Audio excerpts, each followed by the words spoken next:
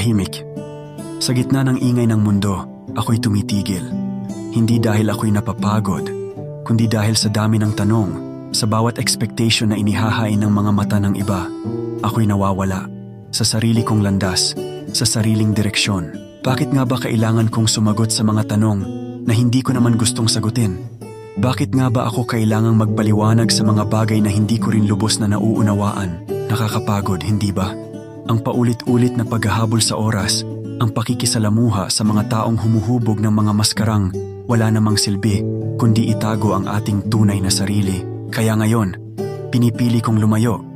Hindi dahil sa takot, hindi dahil sa pag-iwas, kundi dahil sa pagnanais na marinig ang aking sariling boses, na maramdaman ang aking paghinga, na hindi minamadali, hindi pinipilit ng mundong walang pahinga. Dito sa katahimikan, nakikita ko ang sarili ko.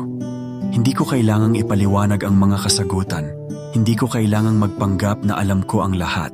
Sa bawat sandali ng pagiging mag-isa, dito ko natutunan na ang kapayapaan ay hindi sa kanila, hindi sa mundo, kundi sa akin.